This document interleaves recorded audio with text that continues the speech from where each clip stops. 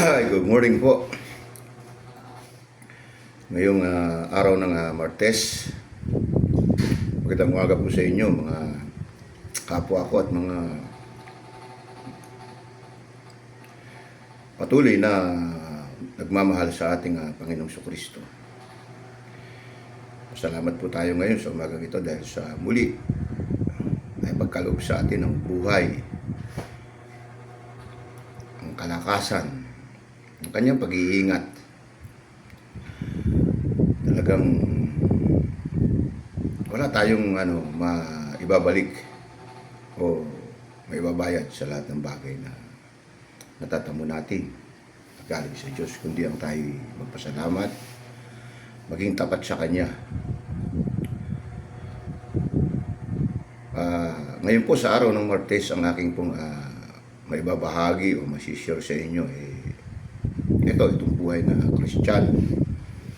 Ako po yung laging nag-post ng salamat po, Panginoong Kristo, salamat po Diyos sa akin po galing yun.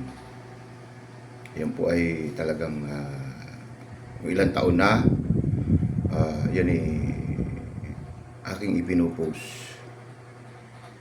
Napupuna ko ngayon sa social media.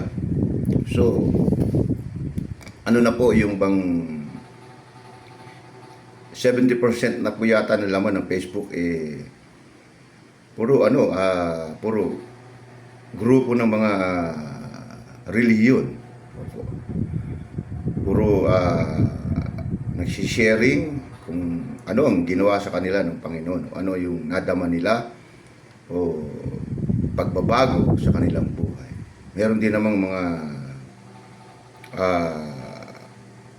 ang nais lang makipag talo. So, kahit ganun, nakikita natin na 70% ng social media ay pumapasok na itong mga Christians. Opo. So po, maganda pong yan, pangitain. Opo, magandang pangitain sapagkat ang bansang Pilipinas ay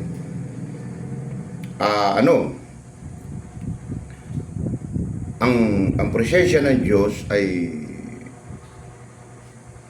narito. Opo, nananahan sa ating bansa. Opo.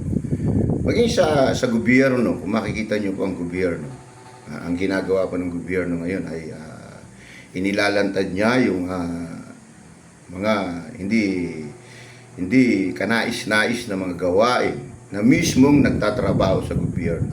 So, alam niyo po, for the first time ng aking buhay, ako po ay ilang presidente na po ang aking inaabot.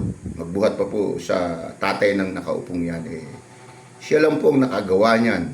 Itong si Bongbong Marcos, ang labanan niya yung kapwa nasa loob nung kanyang nasasakupan. Opo. Yan po yung mahirap. Opo. Mahirap po yan. Tandaan niyo po, mahirap po yung ganyang kalagayang ginawa niya na ibisto niya sapagkat kahit na siya presidente, may mga power din yan. May mga pangyarihan din yan. Opo, o pwede rin gumawa ng isang mga bagay na makasasakit doon sa pamilya ng ating Pangulo. Subalit, ang nakikita ko po rito sa nangyayari sa ngayon, iba po ang sistema ng gobyerno ngayon. Ang gobyerno po ay gumagana ang santong banal na espiritu sa bansa natin upang tayo ay maisaayos. Ito po ang dahilan nito. Hindi po ito upang maging mabuti ang ating presidente. Hindi po. Siya po ay isa sa kasangkapan. Ito po ay pangkalahatan. Generalized po ito upang ang ating bansang Pilipinas ay mapunta na po tayo sa katotohanan na ang ating mga opisyal ay tumahak na, tahakin na ang matuwid na buhay. Ito po yun. upang tayo sumagana. Kasi kung kung ang isang bansa ay hindi po magkakaganyan, tandaan nyo po, kahit anong rally natin dyan, kahit anong sigaw natin dyan, wala pong mangyayari. Wala pong mangyayari sa bansa natin. Papalit-palit na henerasyon lang ang mangyayari, subalit ang bansang Pilipinas ay wala pong pagbabago. Nakita nyo po ang Singapore. So ang Singapore po, inabot ko pa po yan na tayo ay mas angat dyan.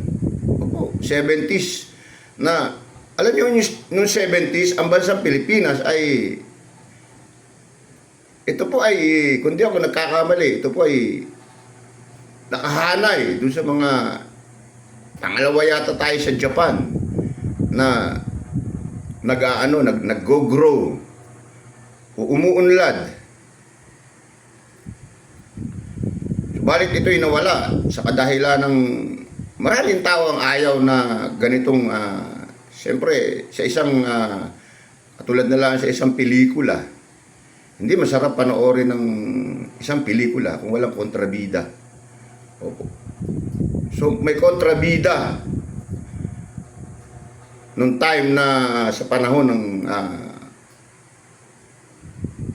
tatay nitong si Bongbong Marcos. Po. Biro nyo, 80s tayo sa Asia, nagkaroon ng yung LRT niya, siya nagpagawa niyan.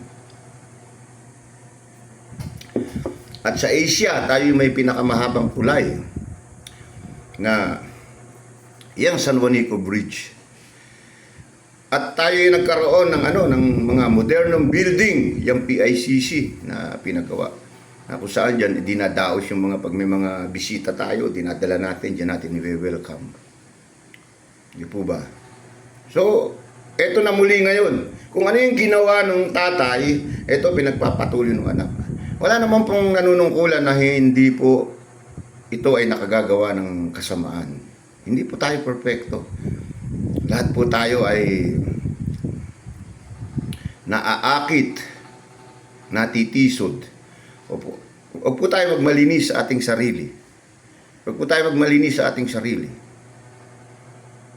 Lahat tayo na nagkakasala. So, ang maganda, kung tayo nagkakasala, ang ating puso ay patuloy pa rin na handang baguhin. Baguhin natin, hanapin natin kung saan tayo mahina. Doon tayo humingi ng kalakasan sa ating Diyos. Yun po yung maganda sa isang Kristiyano. Opo. Kaya ang ating presidente ngayon, sinasama ko lagi yan sa panalangin, ang bansa natin, na patuloy na bigyan ng Diyos ng kakayanan at kaalaman ng ayon sa kalooban ng Diyos. Opo. Yan po ang katotohanan. So, sa ngayon po, medyo bumabalik po tayo yung ito naging problema natin, naging crisis po natin, itong langis. Unti-unti na ibabalik natin. Although, hindi na ito maibabalik dun sa talagang tamang presyo, pero kahit papaano, nagagawan po ng ating pamahalaan ang ganitong pakiusap po lamang po doon sa mga kumukontra. Sana po magkaisa na tayo. Kasi kung laging may kumukontra, hindi po mapadadali ang pagginhawa ng ating bansa. Opo, hindi po mapadadali. Hindi po. Ang laki po nitong Pilipinas para sa trabaho ng isang presidente, tapos may kasama pang kumukontra. Bakit hindi tayo magtulong-tulungan? Kung meron kang magandang ideya, ilabas mo para makatulong. Para madali ang ating pag-unlad. Opo. Huwag po nating gamitin yung sarili natin sa kapakanan lang natin. Ganun kasi ang marami sa ngayon. Kapakanan lang, ginagamit ng taong bayan, pero ang totoo niyan, kapakanan lang nila. Pero itong si Bongbong Marcos sa nakikita ko sa ngayon, bagamat kasama ang kapakanan ng kanyang pamilya, subalit malaking porsyento ng ginagawa niya ay kapakanan na nakararami. Opo. Nakita nyo, kung kapakanan lang niya ang ginagawa niya, ito hindi magtatrabaho. Hindi niya titignan tong kung ano mga proyekto niya. Opo, hindi siya makikialam dyan. So, bibilangin lamang yung mga trabaho niya. Ito lang ang trabaho ko. Total, lagi nyo naman akong ginugulo. Pero hindi, patuloy pa rin siya. Ginagawa niya yung kanyang trabaho bilang isang presidente ng ating bansa. Opo, lahat ginagawa niya, pinupuntahan niya kahit malalayo. Yan po yung isang tunay na nagtatrabaho. Hindi yung ikaw ay lingkod ka ng bansang Pilipinas, wala ka namang ginagawa, kundi siraan mo ang sarili mo. Bakit ko sinasabing siraan mo? Sapagkat ikaw ay nasa loob ng isang gobyerno na nagtatrabaho, wala ka namang ipinakikitang trabaho, sinisiraan mo pa yung kasama mo sa gobyerno na nagtatrabaho. Nakikita ng mga tao yan. Nakikita ng mga tao yan. Ang mga tao ay hindi po bulag, hindi po mangmang ang mga tao. Kahit papano, ang mga tao ay nakakaunawa kung ano ang nangyayari sa ating bansa. Opo, nakakaunawa pa mga tao. Yan lang po ang maisishare ko sa inyo. Sa mga Kristiyano, patuloy po natin ipanalangin ang ating bansa at ang ating presidente. Dahil, sabi nga sa Roma, kung di ako nagkakamali, sa 13 ng Roma, ang pamahalaan ay tinatag ng Diyos para sa mga tao at ito'y magkaroon ng kaayusan. Binigyan niya ito ng mga batas. Opo. Kaya, dito sa pamahalaan na napapaloob ang ating presidente, ito po ay kinasihan ng Diyos. Opo. Kaya, tulungan po natin ang ating bansa. Maging ang ating presidente, tulungan po natin. Sa mga kapwa ko, Kristiyano, patuloy po natin ipanalangin ang ating bansa. At kasama na po ang mga naglilingkod sa ating bansa na sila'y maging tapat sa kanilang trabaho na ipinagkaloob ng ating Diyos. Maraming salamat po. Ito po si Kuya Dolphin.